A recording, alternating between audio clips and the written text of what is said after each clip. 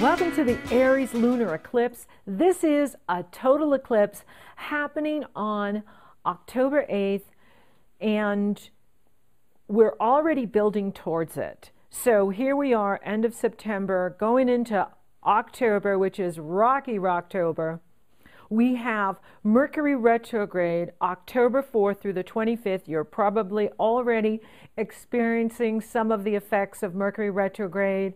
And you can go to my website and read about how to navigate Mercury retrograde. If you want to read about the Aries lunar eclipse, you can go to my website and read it on my blog. If you want to know what the Aries lunar eclipse means for you personally, you can go to my October astrology forecast for all 12 signs. This is a general forecast for all of us. This Aries lunar eclipse is affecting everyone, and depending on where it lands in your natal birth chart is how it will affect you. So it's very intense. We have the moon in Aries opposing the sun in Libra. We have Mercury retrograde. Mercury retrogrades October 4th through the 25th, and you may already be experiencing some of the effects of Mercury retrograde, which can be challenging for travel, communication, making plans. Life still goes on, and we still have to do business, and we still have to function. It's just a little bit more challenging because sometimes people don't get the phone call or the email, or you're in traffic and you're trying to take a turn and the car in front of you breaks down and you're stuck behind someone who is not moving. That is, Mercury retrograde. Now, Mercury is retrograde at 2 degrees Scorpio, and then it backs into Libra on the 10th. And I go into detail about this for you personally in the October astrology forecast. So here we are at the Aries lunar eclipse. So we're going into October. The flames of passion are burning hot in October. It's Rocky Rocktober. Sun squares Pluto exact on October 4th, then the Sun opposes Uranus exact on October 7th, and then we have the lunar eclipse in Aries on the 8th, pulling in the Pluto-Uranus. So Pluto-Uranus are full on. The Pluto-Uranus square is full on at the Aries eclipse. We have two more of these two coming at each other. The next one will be December 14th, and the final one will be March 17th, 2015, and then they separate, and this is good news, because with those two like this, they're like gangsters. They're this ISIS thing we're seeing in the world, people really acting out in weird, violent ways, some people, and so this is not an easy energy to navigate. And it can bring out the dark side in some people. It can bring out the dark side in people that are not balanced mentally, emotionally. So we don't want to stir the pot. We don't want to be reactive with this energy. The moon is in Aries at 15 degrees, and Uranus is coupled with the moon, and they're opposing the Sun in Libra, they're opposing Venus in Libra, they're opposing the North Node in Libra. And the North Node represents the direction in life we are to go in. The South Node represents where we've come from and what we are to let go of. So with the South Node in Aries and the Moon in Aries and Uranus in Aries, this is about you letting go of that acting out in warlike energies, acting out as, the Lone Ranger. And, yes, having your independence is important, but it's also recognizing the needs of others as well. And the North Node is in Libra, which is about unity and harmony. Libra represents the energy of, yes, love and partnership and relationship, On a higher level of Libra, though, it represents justice and equality and fairness. It's the scales that are balanced. And the North Node being in Libra, that is a message for all of us to recognize that we're all one and that we're in this together. And it's through cooperation that we will have prosperity and love and harmony and health, well-being, and vitality. Yet you do not want to ignore what you need as an individual. So it's not about throwing yourself into a relationship and losing your identity, nor is it about being the sole, individual lone ranger, and going that path either. Balance is the key. Balance, finding the middle ground. Oppositions are awarenesses that come to us through other people, external events, and situations. A full moon is an opposition. A full moon is where the sun consciousness is in opposition to the moon, the subconscious, the collective conscious. The moon represents the collective conscious, the mass consciousness, as well as your own subconscious. In Aries, it's going to stir up the warrior in us, the warrior in each one. Yet in consciousness, we're like, okay, is this a real threat, or am I overreacting to what someone said or what someone is doing or the negative behavior of other people? Watch what comes up inside of you now during this eclipse, because full moons bring light to what has been hidden. Eclipses are the most powerful transit you can experience. They herald major endings and beginnings, or major beginnings and completions, right? We're completing a circle. But as we complete something, we start a new path. We begin again. We begin anew. So wherever this is happening for you in your natal birth chart is where you are getting a new beginning. Balance is the key for all of us, right? We don't want to go to extremes. This energy can be pulling you to extremes. And Uranus is the awakener. Uranus, the planet of unpredictability. Anything that happens to you out of the blue, Uranus has a hand in it. So it can be surprise, or it can be, oh my goodness, can you believe that? But it is to awaken you. It is to make your life exciting and alive so that we don't get stuck in ruts, and that we're not just doing the same old thing all the time, that we're adding the spice to life. And Uranus wants you to feel alive and liberated and free. And Uranus will blow things up to do it. So if you're in a toxic relationship, you're in a toxic job, Uranus will awaken you and say, what are you doing here? And Pluto is squaring the moon and Uranus and the sun and Venus and the North Node. Pluto represents power and transformation. Pluto represents death and rebirth. Pluto represents how you use power, how you own your power, or how you give your power away. We can give our power away through jealousy. We can give our power away through manipulation. We can give our power away through hidden agendas. We can give our power away by trying to dominate and control others through fear, right? Isn't that what we see in the world, right? Is some of these groups coming up with this, extreme agenda. And these extreme agendas are out of balance, right? And it is about, fanaticism in anything is not balanced.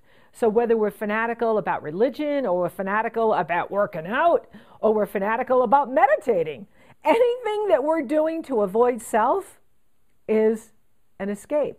And the ego can trick us into thinking, well, I'll just go over here and join this group and throw all my energy into that, or I'll just go over and fix, save, and rescue this person. But really, it's your ego tricking you into thinking, well, if I focus on this person, I don't have to work on myself. I don't have to look at what I need. And so this Aries lunar eclipse is bringing this up for all of us. Where have I gone to extremes? Where am I putting too much energy, perhaps into other people, or my relationship, or my work, at the expense of my soul needs?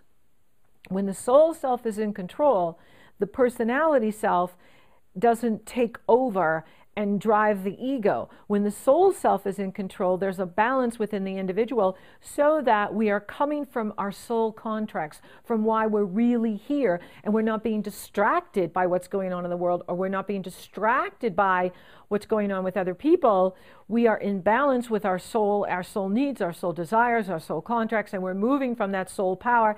And that is authentic power. That's not what we see in the world today. What we see in the world today is force. There is a distinction between force and authentic power. When I'm forcing my agenda onto someone else, that's not power, that's fear. When you're truly powerful, you don't need to control anyone.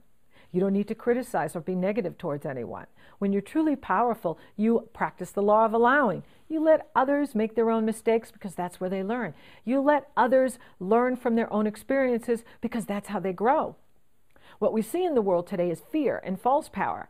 And you see that when people are carrying guns and weapons and dropping bombs. That's not authentic power. That's fear. And that's the old energy that is not working anymore. That's why it's falling by the wayside. That's why the more we send love and light into these war zones, into the collective consciousness, the faster we'll see the healing and the faster we'll see the age of Aquarius appearing. The greatest gift you can give to the world at this time is to be balanced and to pray for everyone, to send love and light into these situations. The more you do that, the higher the vibration. The higher the vibration, the less people will want to kill anything, because why would I want to kill something when we're all one? To kill something is to kill myself, and I don't have any plans on that. So it's about raising the consciousness on the planet so that people can see there's alternatives to the conflicts or the challenges that they are experiencing. And those alternatives are finding the solution through cooperation, through communication, through dialogue. Libra, you see, the North Node is in Libra. That's the direction in life we need to go in. The Sun is in Libra. That's consciousness and awareness. And Venus, what we love and value, relationships, is in Libra. And Libra is justice and harmony. And through harmony, we all experience prosperity, well-being, and we can reach our fullest potential. Every person has a soul agreement. There's a reason you're here. You have gifts, you have talents, you have abilities, and you are here to demonstrate them. However, you need an environment that brings that out in you, that allows that to come out. And if everyone's scared of a survival, scared of money, scared of living, that keeps you in the old 3D consciousness, the old energy. And you know, there's a few that want that to continue because they feed off that, but the majority does not. And more people are waking up and taking their power back and coming into their soul power, their reason for being and the reason they're here. And more people that step out of the matrix and do that and live an empowered life, that raises the consciousness of the entire planet. And so the message with the lunar eclipse is to liberate yourself, be free your mind, stay out of fear, and live your authentic self, live your authentic life. Let go of what no longer serves you. Don't try to hang on to things that are not empowering you. When you do that, it's an unbalance. You're not balanced because you're trying to reach for the new, but you're hanging on to the old, and so you're just kind of, you know, it's the 1 foot in the boat, 1 foot on the dock. Well, guess what happens when you have 1 foot in the boat leaving and 1 foot on the dock? Your butt ends up in the water. So, you know, let go of what no longer serves you. Let go of what's not making you feel good. Let go of what's not empowering you. You know, sometimes we just have to have faith and trust. You know, it's like a giant wave here, and you want to get on the wave and let the wave carry you. But you can't do that if you're trying to hang on to the past, or you're trying to hang on to something that's not working for you. That just makes you unbalanced and scared. Sometimes we just have to let go and let God take us. It's like, okay, I'm just going to let go of what no longer serves me. I'm going to let go of these toxic relationships. I'm going to let go of my workaholism, my, you know, whatever it is. and I'm just going to let God take me. I'm going to have faith and trust in higher power in my soul that where I'm going is better than where I've been. Now, there is good news here. There is a phenomenal grand fire trine off of the Aries moon. It's so amazing because it's the way out. So in other words, even though it's very challenging with the Pluto-Uranus involved, and we are coming to a closure with those two, Creator always provides you with a way out. And so you have the moon and Uranus at the top here. Then you have Jupiter in Leo, expansion, optimism, hope. And you have Mars, the ruler of this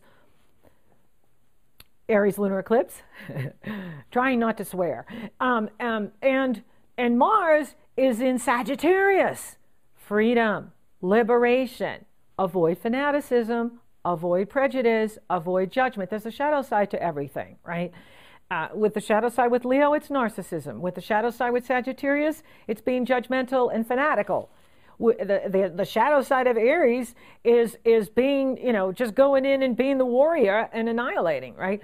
But the higher side to Aries is the action-oriented individual. It is the empowered individual. It is the individual that takes action in empowered ways. And this moon is in harmony with Mars, its ruling planet, and the ambassador to Uranus. And Mars in Sagittarius is in harmony with Jupiter in Leo. So there's a grand fire trine off of the Aries lunar eclipse. This is the way out. So in other words, when you let go of what no longer serves you, when you let go of the need to control, and you allow your soul, who you really are, your unique self, your authentic self. It's the inner child. It's the pure part of you. It's your purity. The only way to get into higher consciousness is through a pure mind, a pure heart. And so through your purity and through your fire and your enthusiasm and your excitement for life, right? That's why I love being around young children, because they get up in there, there's a bounce in their walk, there's a bounce in their step. They're excited about Halloween. They're excited about playing. They're excited about the moment. Let go of what's going on in the future. Let go of the past. You have no control over that. All power's in the now. Be like the child. Be young, be alive, be fresh, be inquisitive. And this energy will open doors for you, you see? So it's a trine, but it's a kite, because the tail on the kite is Libra. So when you balance yourself, when you do what's right for you, Aries, it's what's right for others, Libra. And when you consider others as you consider yourself, you are the empowered individual. And so there's a grand fire trine here that is opening doors for you, that can bring opportunities that you didn't even know were there for you. So when you let go of what no longer serves you, set your intention. Tell the universe, here's what I want. Here's where I shine. Here are my gifts and talents. Use me, Source, to expand my consciousness and bring love to the world. Bring light to the world. And by doing that, you are riding the wave. And then you are drawing to you prosperity, abundance, love, hope, inspiration. And then you can share that light with the world. And then that's what lifts everyone up and opens the door for opportunities for everyone and unity and prosperity for all of us. So yes, this is going to be challenging. Yes, October is going to bring light to a lot of areas in your life that perhaps you weren't, aware of. But through that awareness, you can make empowered choices. And that's what Aries is teaching us. Make empowered choices and consider others as well. Consider your husband, consider your wife, consider your partners, consider other people. And come to balance choices so that you can take advantage of this grand fire trine that's here for you to uplift you, inspire you, encourage you. Be bold, be brave, be courageous, and go for your dreams.